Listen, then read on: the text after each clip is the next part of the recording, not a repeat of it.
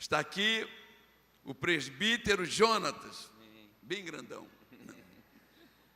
E ele está com a responsabilidade de trazer a palavra de Deus para os nossos corações. Quantos têm a necessidade de ouvir a palavra de Deus nessa noite? Pode dizer glória a Deus. Glória, Deus tem uma palavra para o seu coração. Amém. Deus te abençoe. Obrigado. Meus irmãos, paz do Senhor Jesus a todos. Obrigado, meu amigo.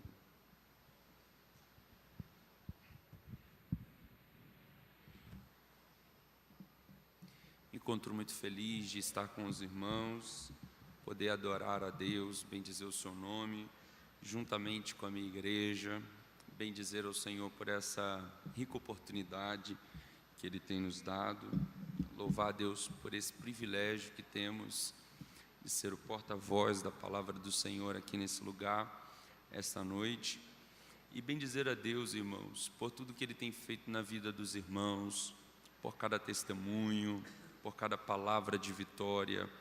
Isso alegra o nosso coração, porque é para isso que nós dedicamos nossa vida em consagração e oração ao Senhor, para que você possa receber respostas da parte de Deus e assim sair daqui edificado, abençoado, próspero naquilo que Deus te prometeu e naquilo que é a vontade dEle para a sua vida. Então nós somos muito gratos a Deus por tudo que Ele tem feito em nossas vidas. Louvar a Deus também pela vida do nosso pastor, Bispo Daniel Fonseca Malafaia, que hoje está aqui representado por sua diretoria, pastor Joel Pereira, o pastor Esmeraldo, que são bênção para a nossa vida, são amigos, que têm nos dado cobertura, abençoado o nosso ministério. Então, nossa gratidão, que o Senhor possa continuar abençoando a vida de nosso pastor e toda a sua diretoria, bem como todos os obreiros desta igreja que trabalham incansavelmente para que esta obra possa prosseguir, para que o reino de Deus possa avançar e o nome de Jesus ser glorificado nas nossas vidas. Louvar a Deus pela vida do pastor Cláudio Márcio, que está na direção deste trabalho, Deus abençoe, que é também um dos grandes pregadores desta igreja. É sempre uma honra pregar aqui, mas ao mesmo tempo é uma responsabilidade muito grande, pesa sobre os nossos ombros a responsabilidade de não deixar o nível cair, né? Porque aqui tem muitos bons pregadores, então eu louvo a Deus por fazer parte de uma igreja que tem muita referência na palavra, homens e mulheres que são referência para o Rio de Janeiro, para a nossa nação e também para alguns outros lugares fora da nossa nação. Que Deus possa abençoar a vida de todo o nosso campo, todos os nossos obreiros, todos os nossos irmãos e irmãs. E a sua vida também, meu irmão, que veio aqui essa noite, que veio adorar. Tenho certeza de que Deus tem uma palavra para o seu coração, que vai falar com você, que vai edificar a sua vida.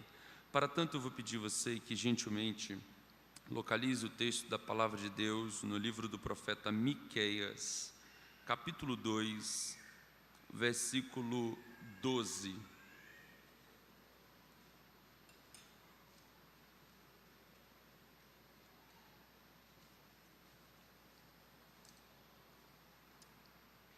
Miqueias, capítulo 2, versículo 12. À medida que você for localizando, vou pedir você que coloque-se sobre os seus pés, para a gente poder fazer a leitura da palavra de Deus.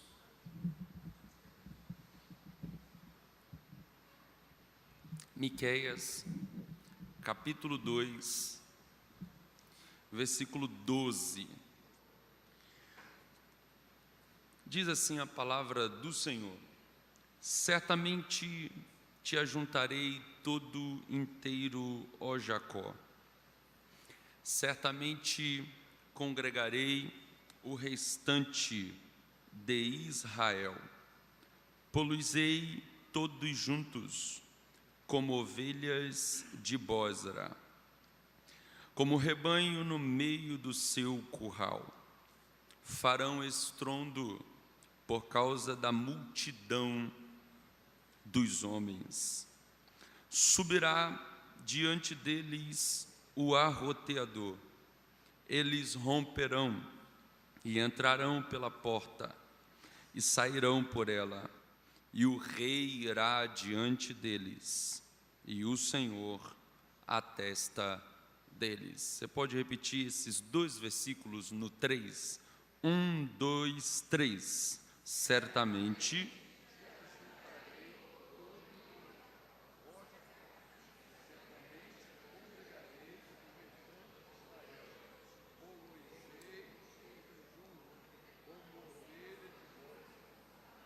Peraí. Eu sei que foi boa a intenção, mas ficou péssimo. Vamos melhorar esse negócio. Vai, no 3. 1, 2, 3. Certamente, todo inteiro, o restante de Israel, poluizei todos juntos, como ovelhas de boza, como rebanho no meio do seu curral. Farão estrondo por causa da multidão dos homens. Subirá diante deles,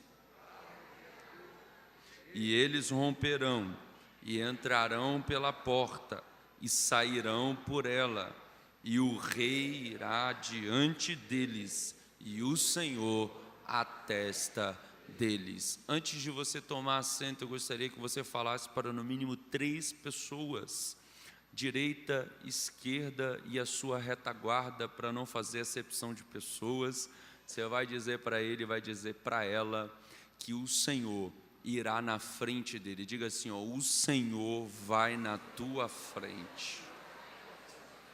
Diga para ele, é o rei que está na tua frente. Você pode ir em paz, porque o rei está na tua frente. Tome o seu assento, tome o seu assento. Miqueias é um livro contemporâneo. Sua mensagem é contundente, oportuna e absolutamente necessária. Miqueias está vivo, ele está nas ruas. Sua mensagem deveria estar estampada nos jornais mais conceituados e mais lidos, nos corredores das câmaras de mandatos populares, nos tribunais de justiça e nos púlpitos evangélicos. É assim que Hernandes Dias Lopes introduz a sua palavra a respeito do livro de Miqueias.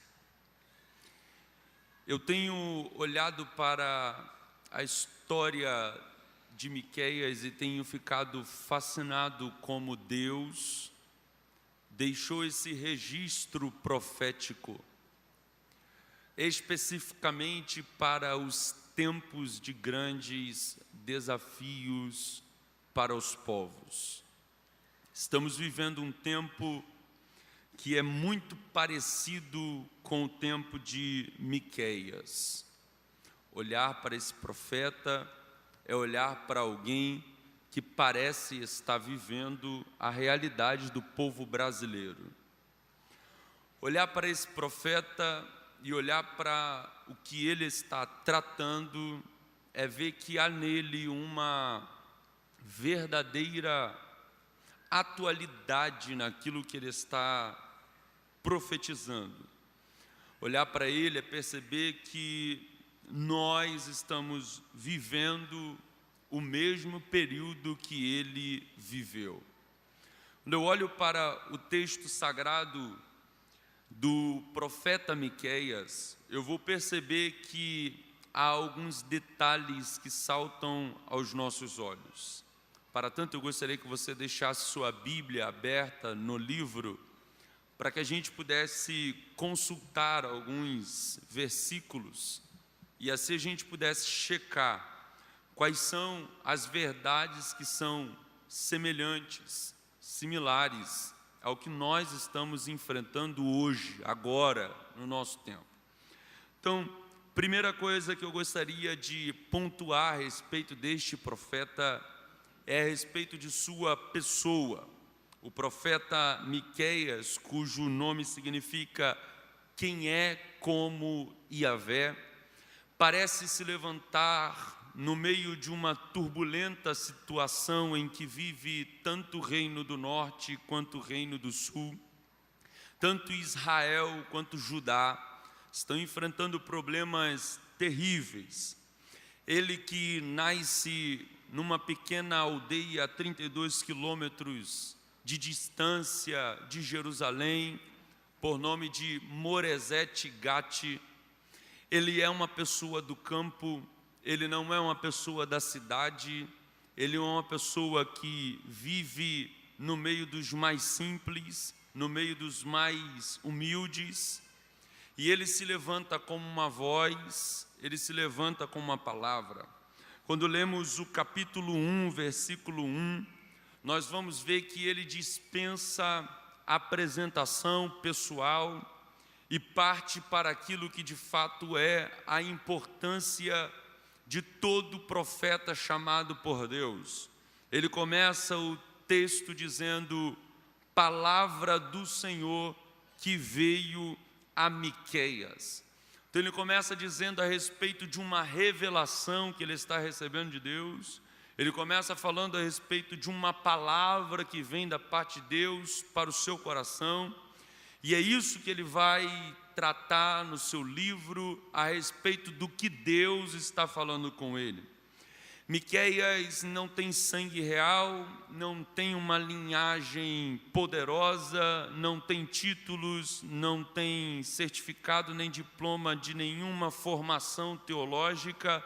Entretanto, Deus o levanta para provar a nós, e aí repito mais uma vez as palavras do reverendo Hernandes Lopes, que vai dizer que Deus não precisa de figurões para fazer sua obra. Deus não precisa de estrelas para levar adiante a sua causa. Deus não precisa de pessoas que sejam showmans para que o seu nome, sua obra, sua causa possa acontecer, possa ser realizada. Deus levanta um homem simples, de origem humilde, mas o que importa é a palavra que ele tem, é a mensagem que ele tem, e é isso que faz a diferença. Então deixa eu liberar já uma palavra para o seu coração. Talvez você não tenha linhagem de pastor, não é filho de pastor, não é filho de obreiro, não é filha de alguém importante, não é filho de pregador, de cantor, mas eu quero declarar para você que se você deixar, Deus também vai levantar você para ser profeta nesta nação. Deus levanta gente simples, Deus levanta gente humilde, e Miqueias é esse tipo de gente que tem simplicidade, que é humilde, mas que tem um coração apaixonado pela causa. Miqueias tem um sincero apego aos assuntos de tiranias que estavam acontecendo contra os mais pobres, contra os mais fracos, e Miqueias se levanta exatamente para apontar o pecado da classe social alta de Israel, de Judá, e para dizer a respeito das injustiças que estavam acontecendo naquela época. Miqueias, que é contemporâneo de Amós, Oséias e Isaías, vai pregar no mesmo período que um grande profeta, cujo nome é Isaías, mas estudiosos acreditam que Isaías é uma extensão maior do que Miqueias vai pregar lá no campo. A mensagem de Miqueias é uma mensagem pregada dentro de uma aldeia distante da capital, mas influencia um profeta dentro do palácio.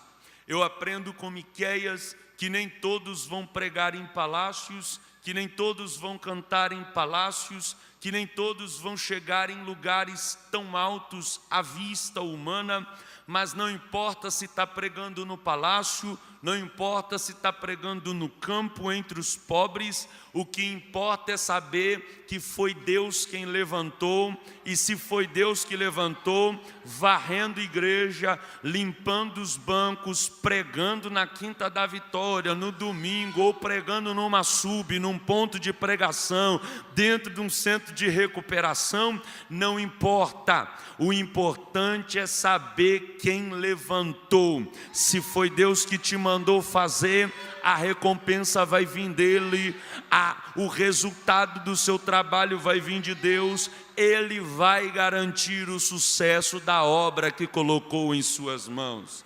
Quando eu olho para Miqueias, eu vou perceber que o seu período é marcado pelo declínio do reino do norte, Israel. Samaria cai em 722 a.C. diante do poder bélico da Assíria.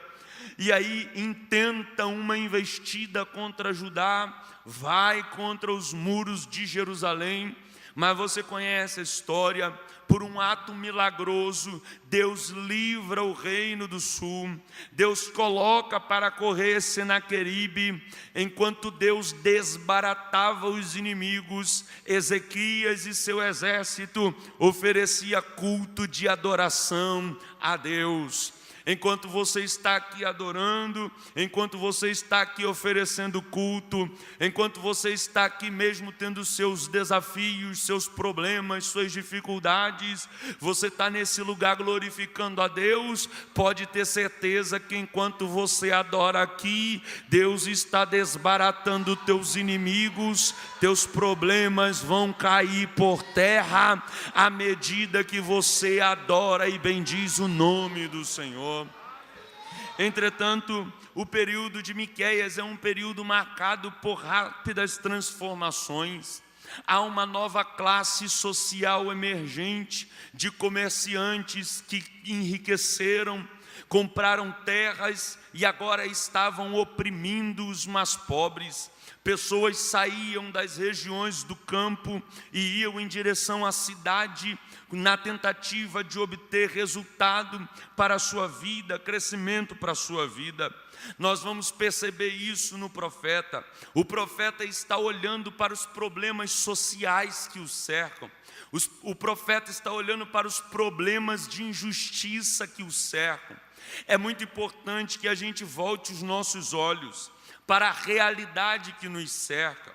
Quando eu olho para isso, eu percebo que é responsabilidade de todo profeta responder aquilo que está acontecendo no seu tempo, de acordo com a vontade de Deus para aquele momento.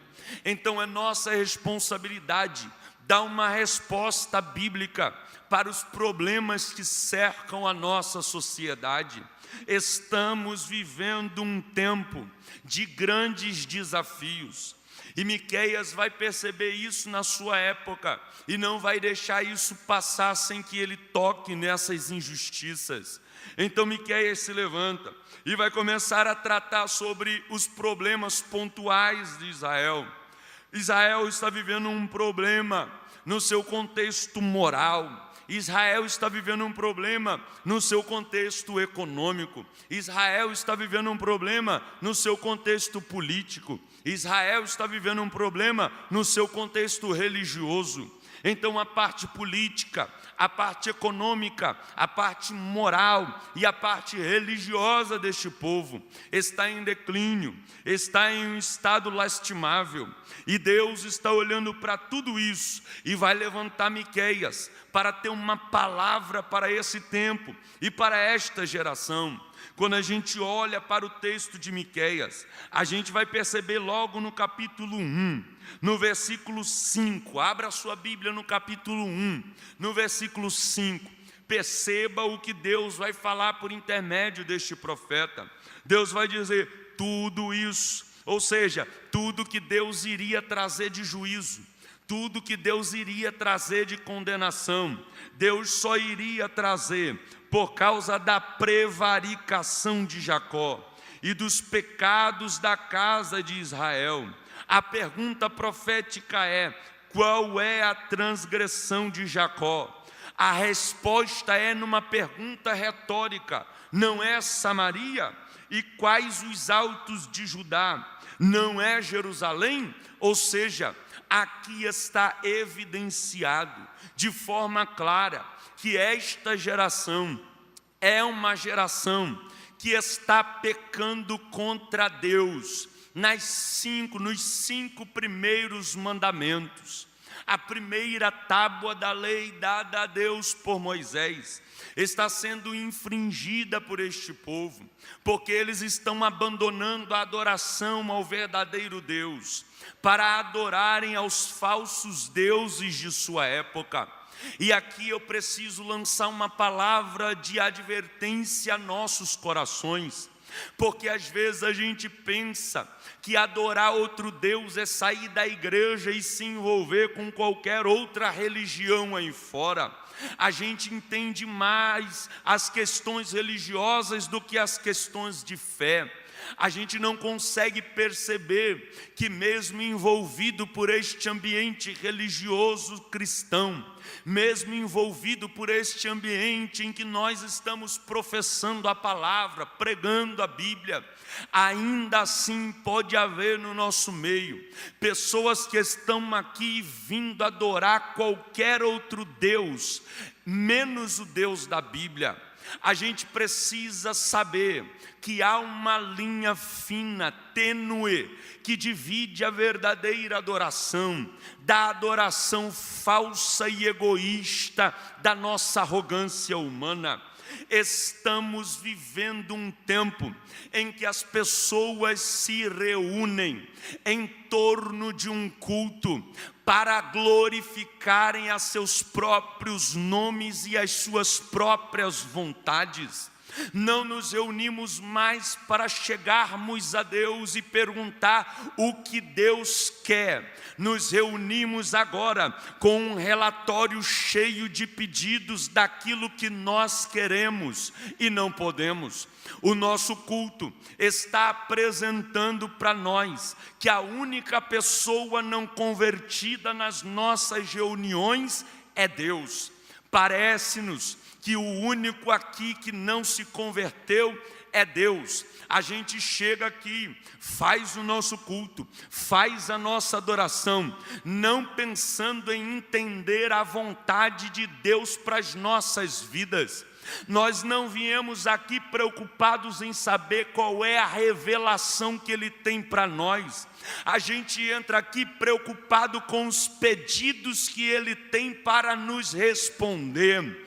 Não nos achegamos mais a Deus com papéis em branco, só nos achegamos a Deus com papéis preenchidos. Nós estamos numa relação em que quem quer não pode, e quem pode não quer. É mais ou menos assim: a gente que quer não pode, e Deus que pode não quer. Aí a gente faz culto, a gente faz festa, a gente dá oferta, a gente oferece o dízimo, a gente vem aqui e prepara o melhor louvor. Para quê?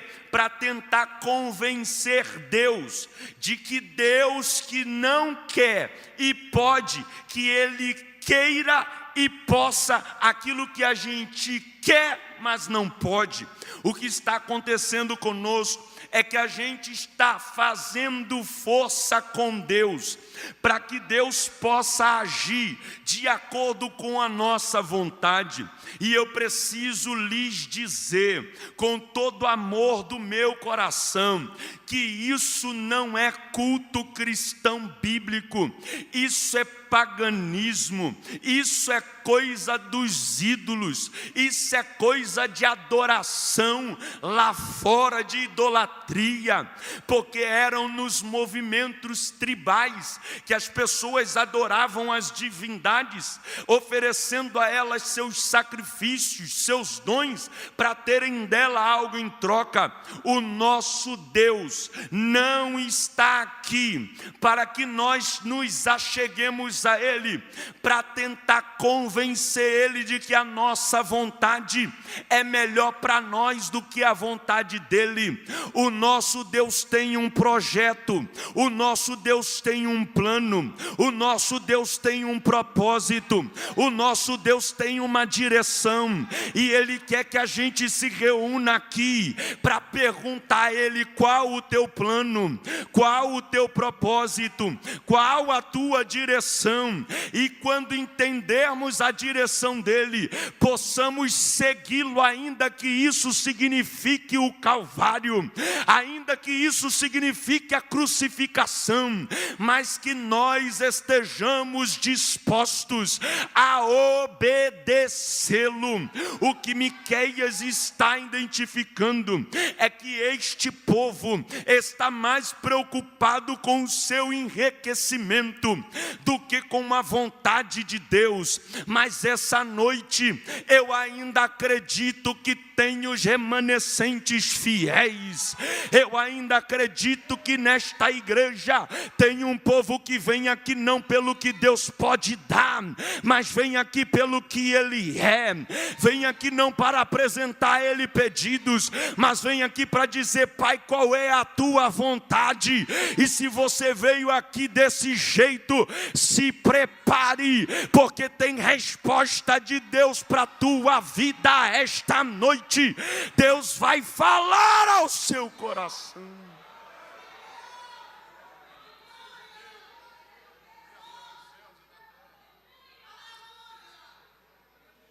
Os dias estão complicados.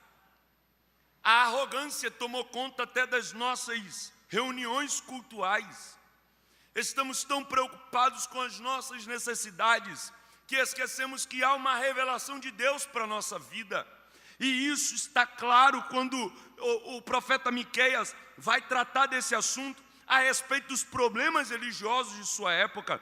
Veja comigo o capítulo 3, o versículo 11, e você vai perceber que ele vai tratar sobre isso. Ele vai dizer: os seus chefes dão as sentenças por presentes, os seus sacerdotes ensinam por interesse, os seus profetas adivinham por dinheiro e ainda se encostam ao Senhor, dizendo: não está o Senhor no meio de nós? Nenhum mal nos sobrevirá. Sabe o que estava acontecendo na sua época? Era um povo que estava servindo a Deus com propósitos errados, e Deus estava longe daquilo. Eles diziam: não estamos servindo ao Senhor, não estamos apresentando ao Senhor o culto, não estamos fazendo o que o Senhor quer, nada nos acontecerá de mal. E Deus está levantando o profeta. Olha o versículo 8 do capítulo 3, olha o que ele vai dizer: mas de certo eu sou cheio da força do Espírito do Senhor, e cheio de juízo e de ânimo, para anunciar a Jacó a sua transgressão, e a Israel o seu pecado. Por que ele está tratando do problema de Israel? Porque o que enferma a sociedade, o que adoece a sociedade é a igreja. Não é a sociedade que adoece a igreja, é a igreja que adoece a sociedade. Os problemas da nossa sociedade é resultado da má prestação de culto, de adoração, de entendimento nossa. O erro é nosso. Nós estamos perdendo o foco, estamos perdendo o norte, perdemos a direção, e é por isso que a sociedade está padecendo. Quando falta palavra, o povo perece. E não é de se assustar que neste mesmo período o próprio profeta Oséias vai dizer: o meu povo pereceu. Por quê? Por falta de conhecimento. Por que ele está dizendo isso? Porque esse período é um período que tem profeta, tem sacerdote, tem homens e mulheres que se dizem de Deus, mas só profetizam por dinheiro, só estão preocupados com os seus bolsos, só estão preocupados com os seus bens, só estão preocupados com o seu conforto. Esta noite Deus nos trouxe aqui para dizer: eu quero levantar levantar Miqueias no Brasil, gente que tem coragem de, a despeito do que não vai ganhar, abrir a boca e dizer: não vamos tolerar as injustiças, não vamos aceitar os subornos, não vamos aceitar a corrupção, ainda que isso nos custe a vida, nós nos levantaremos. Se a igreja se levantar, ainda tem jeito para o Brasil. Se eu tiver 2 pessoas, 3 pessoas aqui dentro que ainda acreditam no que eu estou pregando, nós vamos mudar este país.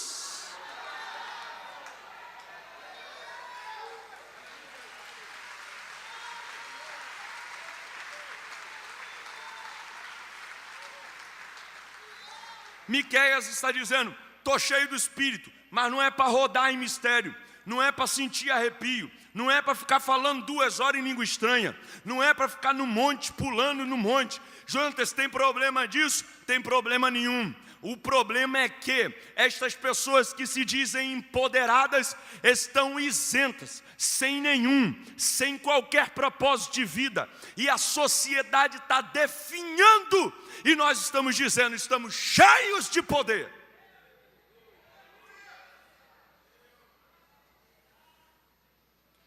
Preocupamos-nos com nossas casas, com nossos bens, e os hospitais estão em sucatas. Nossa corrupção chegou a níveis mundiais de valores, de absurdos. Nunca vivemos um período em que tivéssemos tantos problemas sociais. Hoje, consultei antes de vir para cá, para ver qual era a nossa posição no ranking de IDH, porque segundo os estudos que foram feitos no ano de 2010, que foi o último censo, nós somos o 2º maior país em número de cristãos confessos do mundo. Só perdemos para os Estados Unidos da América. Só de cristãos assembleanos no Brasil, nós temos 12 milhões. O número crescente de cristãos, o número crescente de igrejas, o número crescente de denominações não está mudando a nossa sociedade. Pelo contrário, está deixando ela mais enferma. Porque a gente diz para o macumbeiro: sai da macumba e vem para a igreja, porque na igreja você está salvo, na macumba você está perdido. Aí ele sai da macumba, vem para a igreja para fazer macumba vestido de crente.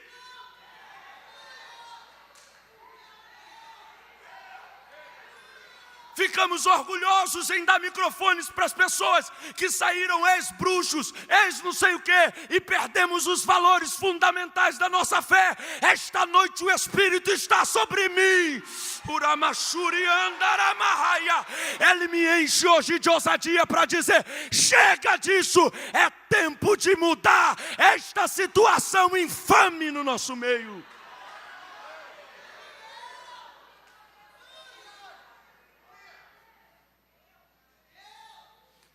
Nunca vivemos dias tão difíceis.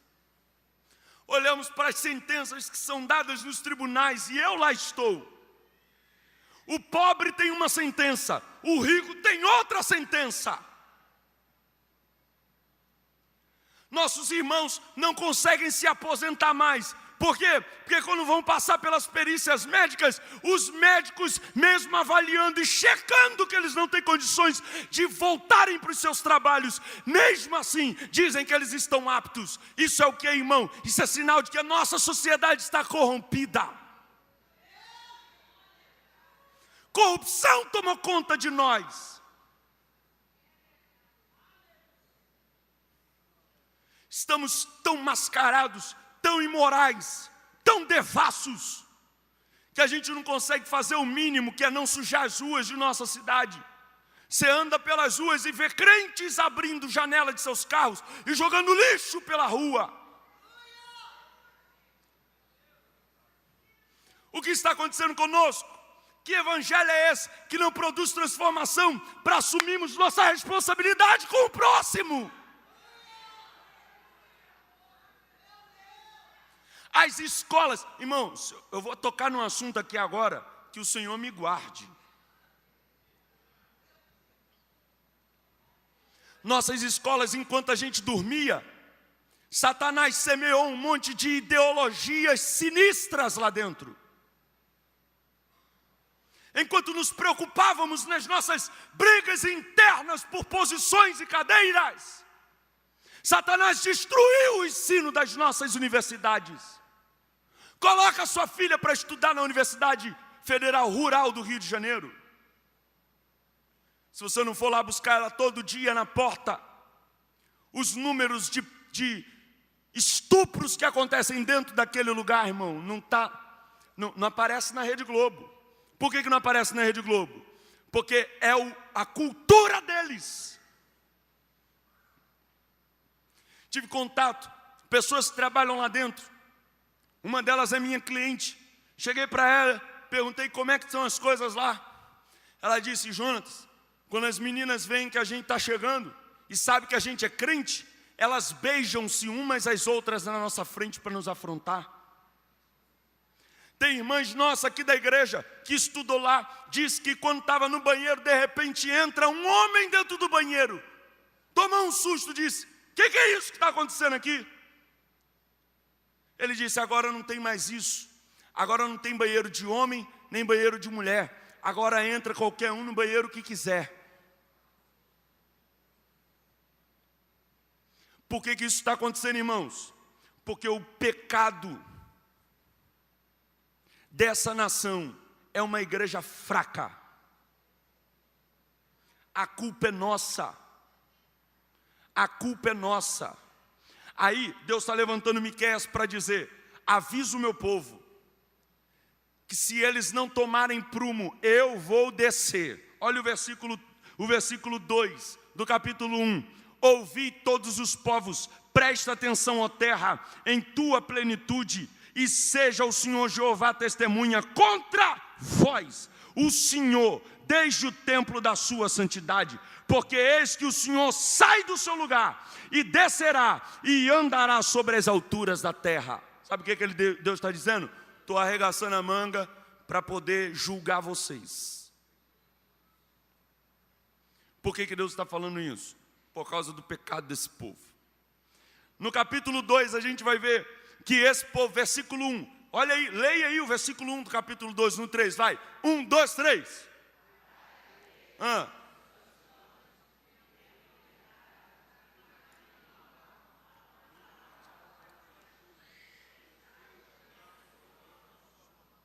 O que Miqueias está dizendo?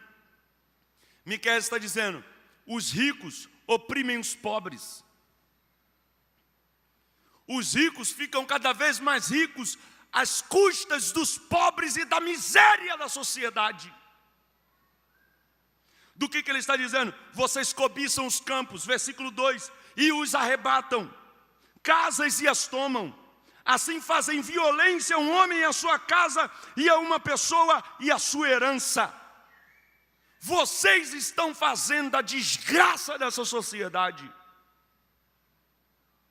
Mas eu glorifico a Deus, porque profeta que é profeta não tem só palavra de advertência. Profeta que é profeta está olhando para o Cristo e vê que ainda há uma esperança. Não, foi muito pouco glória para muita profecia. Ainda resta uma esperança. O Cristo está vivo. Ele há de governar sobre todos. A justiça vai reinar. Talvez você se pergunte: mas Jonatas, estes fatos que estão acontecendo não devem acontecer por causa do Apocalipse, porque se isso não acontecer, Jesus não virá e não virá o fim. Ô meu irmão, larga de ser preguiçoso. Essa é a desculpa mais esfarrapada que tem para um povo preguiçoso, que não quer enfrentar os problemas da sua época. Que há de se cumprir o que Deus prometeu? Sim, irá. Tudo que Ele prometeu há de se cumprir. Mas quando eu ouço Miqueias profetizando, eu não vejo ele cedendo a isso. Quando você olha para os textos, você vai ver que Miqueias está dizendo: eu choro e lamento. Eu não fico dando desculpinhas de que tem que ser isso, de que se não acontecer isso, o arrebatamento não vem. Ele diz: eu choro e lamento. Eu me coloco de joelhos, porque eu ainda acredito que pode acontecer uma mudança, que eu ainda acredito que pode ter uma restauração desta sociedade. Irmão, deixa eu liberar essa palavra. Eu não estou falando isso como alguém que tem uma falsa esperança. Eu estou olhando para aquilo que é o autor e consumador da minha fé. Eu acredito que o meu Rio de Janeiro pode deixar de ser tão violento como é. A morte de jovens negros nas nossas favelas precisam acabar. A vitória que a igreja precisa conquistar é equilíbrio, é igualdade, é isonomia social, para que nós possamos ser um, para a glória de Deus Pai. Ele está dizendo, certamente, versículo 12, por que ele está dizendo isso? Porque quando a gente jura, a gente precisa jurar por alguém que está acima de nós. Deus, como não tem ninguém acima dele, ele diz, pode acreditar, vou fazer isso não é por causa de vocês, vou fazer isso porque o meu nome há de ser glorificado. Deixa eu falar uma coisa para você, com você ou sem você, Deus vai fazer o que prometeu. Machuca ouvir isso, você fica tocado na sua autoestima. Com você ou sem você, Deus vai salvar. Com você ou sem você, Ele vai restaurar. Com você ou sem você, eu acredito no poder do Cristo, da palavra pregada. Com você ou sem você, Ele vai fazer o que Ele tiver de fazer. Agora, qual é o nosso privilégio? O nosso privilégio é participar do que Deus está fazendo. Então deixa eu liberar uma palavra para você. Eu quero profetizar que estes dias serão dias em que você vai participar dos milagres que Deus está fazendo na nossa sociedade. Deus vai levantar gente aqui em Campo Grande. Já tem levantado, tem muita gente boa aqui, irmão. Essa igreja tem muita gente que está trabalhando, mas eu quero profetizar ainda mais, tem mais gente para Deus levantar. Em nome de Jesus, Deus vai levantar você também, para fazer a diferença lá nesse colégio onde você dá aula, para fazer a diferença lá nesse hospital onde tu és enfermeira, para fazer a diferença lá nesse UPA onde você presta atendimento. Deus vai mudar as coisas e vai usar você para transformar as coisas. Agora, quando ele diz certamente, ele está dizendo, eu vou fazer isso, porque eu vou juntar vocês, todo inteiro. A vontade do diabo, o plano de Satanás, é quebrar a gente em pedaços, tão miúdos, que não se dê mais para restaurar. Mas Deus está dizendo, não importa se tenha virado pó, eu vou juntar todo inteiro. Não, levanta a tua mão para receber essa palavra. Deus não vai deixar se quebrar nada na nossa história, Ele vai juntar tudo inteiro. Aplaude ao Senhor com alegria, porque Ele vai juntar, Ele vai restaurar.